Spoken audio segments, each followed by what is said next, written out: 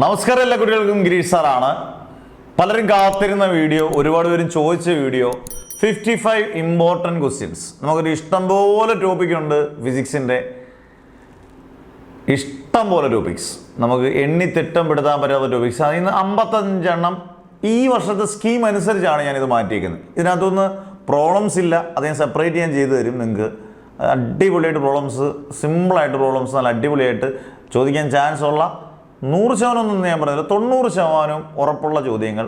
1 mark questions ഒരു 100 എണ്ണമെങ്കിലും ചെയ്തു തരും.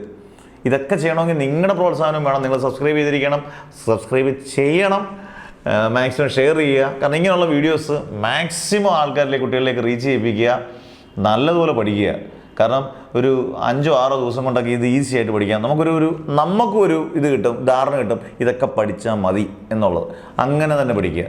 ഇത് ഒന്നും പഠിക്കാതെ അത്തവർക്ക് പോലും ഇവിടെ തുടങ്ങണം, നിങ്ങൾ പഠിച്ചിരിക്കണം. അന്നേരം ഈ 55 questions plus problems plus 1 mark question അത്രയും പഠിച്ചുകൊണ്ട് പോയാൽ എനിക്ക് തോന്നുന്നില്ല നിങ്ങൾക്ക് ഒരു ഒറ്റ മാർക്ക് പോലും നഷ്ടപ്പെടാൻ ചാൻസ് ഇല്ല. പക്ഷേ അതുപോലെ ചെയ്തിരിക്കണം. ഓക്കെ, അന്നേരം ഞാൻ 55 ഇമ്പോർട്ടൻറ്റ് ക്വസ്റ്റ്യൻസ് തുടങ്ങുന്നതിന് മുമ്പേ തന്നെ നിങ്ങളുടെ ഫ്രീ വാട്സപ്പ് ഗ്രൂപ്പ് ഉണ്ട്. അതിനകത്ത് നോട്ട്സ് കാര്യങ്ങളെല്ലാം സിമ്പിളായിട്ട് എല്ലാ സബ്ജക്റ്റുകളുടെയും കാര്യങ്ങളെല്ലാം അതിനകത്ത് കൃത്യമായിട്ട് കൊടുത്തിരിക്കും.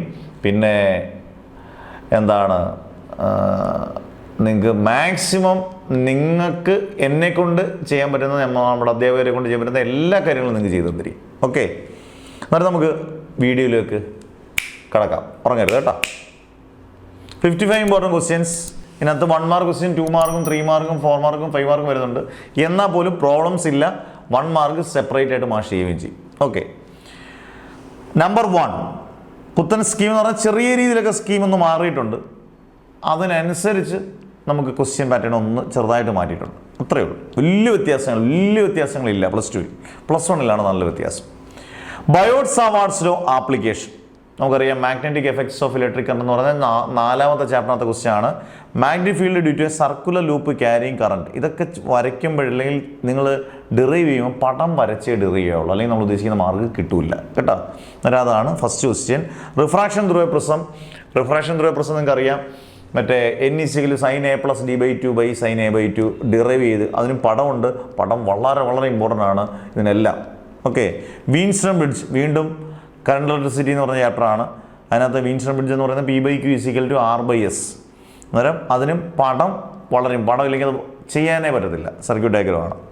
പിന്നെ expression for capacitance of A parallel plate capacitor. അതായത് C/ε0 A/d എന്നും C/ε0 K/d എന്നും കിട്ടുന്ന എക്സ്പ്രഷൻ ഡിറൈവ് ചെയ്ത് പഠിക്കണം. അതിൻ്റെയൊക്കെ പ്രോബ്ലംസും ചോദിക്കും. പിന്നെ വേവ് ഒപ്റ്റിക്സിനകത്താണ് proof of refraction and reflection using Huygens principle. Huygens principle എന്താണെന്ന് നിങ്ങൾ പഠിച്ചേക്കുക. Huygens principle of superposition. ഇത് രണ്ടും, റിഫ്രാക്ഷനും റിഫ്ലക്ഷനും പ്രൂവ് ചെയ്യുന്നതും പഠിക്കുക. ഉറപ്പായിട്ടും ചോദിക്കാൻ ചാൻസ് ഉള്ള വേവ് ഒപ്റ്റിക്സിനകത്തെ വളരെ ഇമ്പോർട്ടൻ്റ് ആയ ക്വസ്റ്റ്യൻ ആണ്.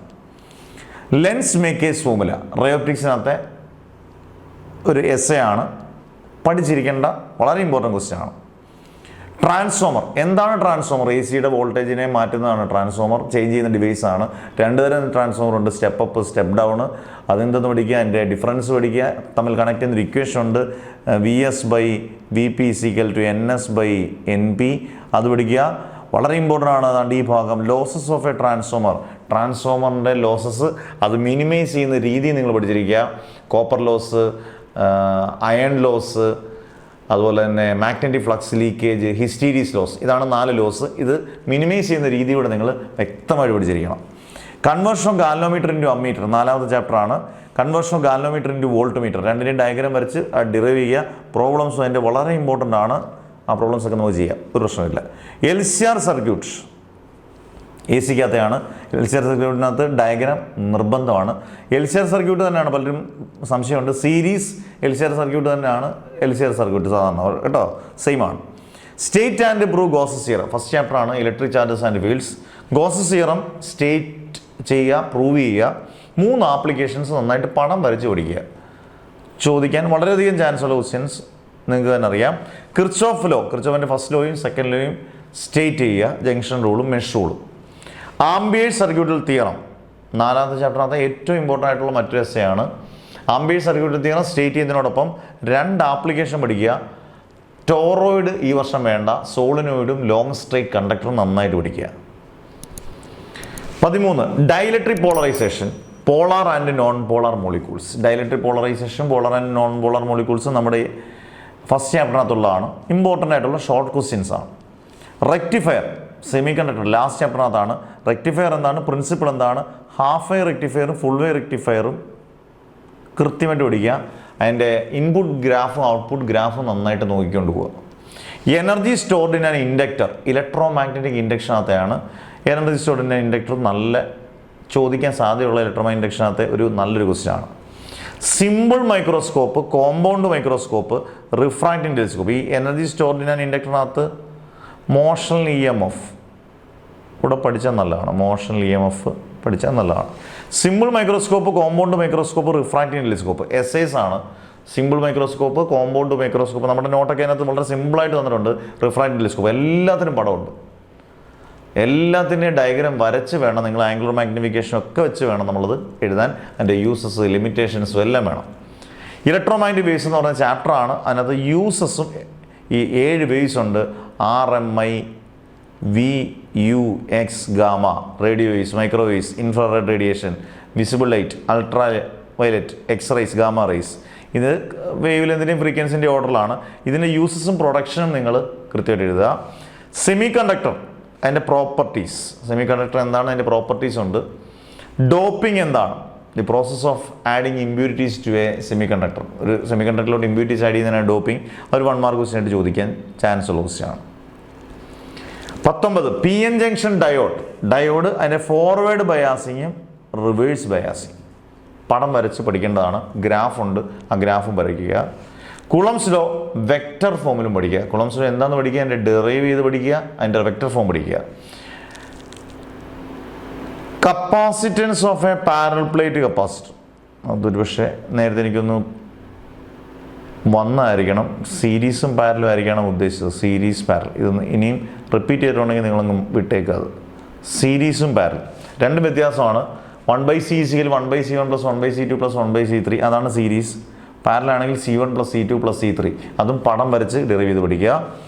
Force between 2 parallel conductors carrying current, അത് ഏത് ചാപ്റ്ററാണ്, 4ാമത്തെ ചാപ്റ്ററിനകത്താണ്. അതിൻ്റെ കൂട്ടത്തിൽ നിങ്ങൾക്ക് ആംബിയറിൻ്റെ ഡെഫിനിഷൻ ചോദിക്കാം. ആംബിയറിൻ്റെ definition. 2 thin lenses in contact, അത് റയോപ്റ്റിക്സിനകത്തെയാണ്. അതിനകത്ത് പവറൂടെ കണ്ടുപിടിക്കുന്ന പഠിച്ചോണം. P = P1 + P2 + P3 അത് പഠിക്കണം, എളുപ്പമാണ്. Relation between U, V and R, mirror formula, ഇത് രണ്ടും റയോപ്റ്റിക്സിനകത്ത് ചോദിക്കാൻ വളരെയധികം സാധ്യതയുള്ള എസ്സേ ആണ്. അന്നേരം 25ആയി, ഏകദേശം പകുതിയോളമായി. Relation between electric intensity and potential, ഇത് ഏത് ചാപ്റ്ററാണ്, ഇലക്ട്രിക് ഇൻറ്റൻസിറ്റി ഇലക്ട്രിക് പൊട്ടൻഷ്യൽ എന്ന് പറയുന്ന 2ാമത്തെ ചാപ്റ്ററിനകത്തെയാണ്. Electric intensity E = -dV/dx. ഇത് കിട്ടുന്ന 2 or 3 സ്റ്റെപ്പുകൾ മാത്രമേ ഉള്ളൂ. AC-ക്കകത്ത് AC ജനറേറ്റർ വർക്കിംഗ് പ്രിൻസിപ്പിൾ മറ്റേ E = E0 sin ωt വെച്ച് ഓരോ θ0 ആകുമ്പോഴും 90, 180, 270, 360 അങ്ങനെ കിട്ടുന്നതാണ്.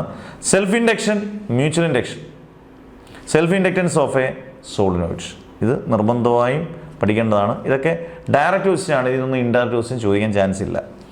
Expression for de Broglie wavelength, atoms ന്യൂക്ലിയക്കകത്തെയാണ്. അതിനകത്ത് ബോറിൻ്റെ second postulate with de Broglie wavelength അത് പ്രൂവ് ചെയ്യുന്നത്. പിന്നെ നിങ്ങൾ പോസ്റ്റുലേറ്റ്സ് ഓഫ് റുദർഫോർഡ്, അത് ഞാൻ വേറെ ക്വസ്റ്റ്യൻ ആയിട്ട് ഇട്ടിട്ടുണ്ട്. ഇത് നന്നായിട്ട് പഠിക്കുക. ഡി ബ്രോഗ്ലി വേവ് ലെങ്ത് പഠിക്കുക. ബോറ് അത് സെക്കൻഡ് പോസ്റ്റുലേറ്റ് വെച്ച് ഡി ബ്രോഗ്ലി അത് സെക്കൻഡ് പോസ്റ്റുലേറ്റ് വെച്ച് പ്രൂവ് ചെയ്യുന്നത് നന്നായിട്ട് നോക്കുക. മെത്തേഡ്സ് ഓഫ് ഇലക്ട്രോൺ എമിഷൻ, അത് നമ്മുടെ thermionic emission, field emission, photoelectric emission, secondary emission എന്ന് പറയുന്ന ഡ്യുവൽ നേച്ചറിനകത്ത് ടോപ്പിക്കുകളാണ്. Okay. 31 mass defect binding energy, അതിൻ്റെ പ്രോബ്ലംസ് ഗ്രാഫ്, അത് ഇതിനകത്തെയാണ്. നമ്മുടെ ബൈൻഡിങ് എനർജി പെർ ന്യൂക്ലിയോൺ അതും പഠിച്ചോളുക. ആറ്റംസ് ന്യൂക്ലിയക്കകത്തെയാണ്. Postulates of Bohr atom model, 3 വളരെ ഇമ്പോർട്ടൻറ്റ് 3 പോസ്റ്റുലേറ്റ് ഉണ്ട്, വളരെ ഇമ്പോർട്ടൻ്റ് ആണ്. Rutherford atom model, Rutherford atom model failure ആണ്, എന്നാൽ പോലും അത് പഠിച്ചോണം. ഫെയിലിയർ എന്ന് പറഞ്ഞിട്ട് മാറ്റി വെക്കരുത്. അയണൈസേഷൻ എനർജിയോട് അങ്ങ് പഠിച്ചേക്കുക. സിലബസിൽ പറയുന്നില്ല, എന്നാൽ പോലും ഇതുമായിട്ട് കമ്പയർ ചെയ്ത് അങ്ങ് പഠിക്കുക. അയണൈസേഷൻ എനർജിയുടെ പഠിക്കുക. വർക്ക് ഫംഗ്ഷൻ പഠിച്ചേക്കുക. ഓർക്കുമ്പോൾ അങ്ങ് കറക്റ്റായിട്ട് തന്നെ വർക്ക് ഫംഗ്ഷൻ ഡ്യുവൽ നേച്ചറിനകത്തെയാണ്, ആറ്റംസ് ന്യൂക്ലിയർ അല്ല കേട്ടോ. ഡിറൈവ് എക്സ്പ്രഷൻ ഫോർ കപ്പാസിറ്റീസ്, ഇത് നേരത്തെ നമ്മളൊന്ന് റിപ്പീറ്റ് ചെയ്തു, സോറി കേട്ടോ, നമ്മൾ നേരത്തെ പറഞ്ഞിട്ടുണ്ട്. അടുത്ത 34 electric intensity due to an axial line equatorial line. ആദ്യത്തെ ചാപ്റ്ററിനകത്ത് ഏറ്റവും ഇമ്പോർട്ടൻറ്റ് ടോപ്പിക്കിലൊന്നാണ് ഗോസസ് തിയറം. അതോടൊപ്പം ആക്സിയൽ ലൈനിൻ്റെ ഇക്വിറ്റോറിയൽ ലൈനിൻ്റെ derivation with diagram. Gauss's theorem in magnetism ഇങ്ങനെ വന്നാൽ ഇത് വളരെ ഇമ്പോർട്ടൻ്റ് ആണ്. പലരും തെറ്റിക്കും. ഗോസസ് തിയറം അങ്ങ് പഠിക്കും, സാധാരണ ആദ്യത്തെ ചാപ്റ്ററിനകത്തെ പഠിച്ചു നോക്കും. പക്ഷേ മാഗ്നറ്റിസത്തിനകത്തെ ഗോസസ് തിയറം ഒരു ഒറ്റ വരി മാത്രമേ ഉള്ളൂ. ക്ലോസ് സർഫസിലുള്ള മാഗ്നറ്റിക് ഫീൽഡ് എന്ന് പറയുന്നത് മാഗ്നറ്റിക് ഫ്ലക്സ് എന്ന് പറയുന്നത് 0, അതായത് ക്ലോസ് ഇൻ്റഗ്രൽ B.ds = 0 എന്ന് കിട്ടുന്നതാണ് goes theorem in magnetism. Okay, അത് തെറ്റിപ്പോകരുത്. ആദ്യത്തെ ഗോസ് തിയറം മാഗ്നറ്റിസം എന്ന് എടുത്ത് ചോദിച്ചാൽ ഉറപ്പായിട്ട് ഇത് മാത്രമേ എഴുതാവുള്ളൂ. വെറും ഗോസ് തിയറം എന്ന് ചോദിച്ചാൽ ആദ്യത്തെ ചാപ്റ്ററിനകത്ത് ഗോസ് തിയറം എഴുതുക. പിന്നെ power of A lens unit magnification. Magnification എന്താണ്, പവർ ഓഫ് എ ലെൻസ് എന്താണ്, യൂണിറ്റ് ഡയോപ്റ്റർ ആണ്. മാഗ്നിഫിക്കേഷൻ എന്തൊക്കെയാണ്, അതായത് എം പോസിറ്റീവ് ആയാലും എം നെഗറ്റീവ് ആയാലും എങ്ങനെ ഇരിക്കും. അതുപോലെ പവർ ഓഫ് എ ലെൻസ് പോസിറ്റീവാണ്, കോൺവെക്സ് ലെൻസിന് കോൺകേവ് ലെൻസിന് അത് നെഗറ്റീവാണ്. അങ്ങനെയുള്ളത് ഡ്യുവൽ നേച്ചറിനകത്ത് ഗ്രാഫ് സാച്ചുറേഷൻ കറണ്ടും കട്ട് ഓഫ് പൊട്ടൻഷ്യലും ത്രഷോൾഡ് ഫ്രീക്വൻസിയൊക്കെ വെച്ചുള്ള 2-3 ഗ്രാഫുകളുണ്ട്. ആ ഗ്രാഫുകളെല്ലാം നന്നായിട്ട് നോക്കണം. വേവ് പിക്സിനകത്തെയാണ് കൊഹറൻറ്റ് സോഴ്സ്, ഇതൊരു ടോപ്പിക്കാണ്. Coherent methods for obtaining good interference pattern on a screen. ആ സ്ക്രീൻ നല്ല ഇൻ്റർഫറൻസ് പാറ്റേൺ കിട്ടണമെന്നുണ്ടെങ്കിൽ കൊഹറൻ്റ് ആയിരിക്കണം, slit must be narrow and very close to each other. ഇങ്ങനെ കുറേ മെത്തേഡ്സ് ഉണ്ട് നല്ല ഇൻ്റർഫറൻസ് പാറ്റേൺ കിട്ടണമെങ്കിൽ. അതുപോലെ ബാൻഡ് വിഡ്ത്ത് എന്താണ്, ബാൻഡ് വിഡ്ത്ത് എന്താണെന്ന് പഠിച്ചിരിക്കണം. Difference between interference band and diffraction band.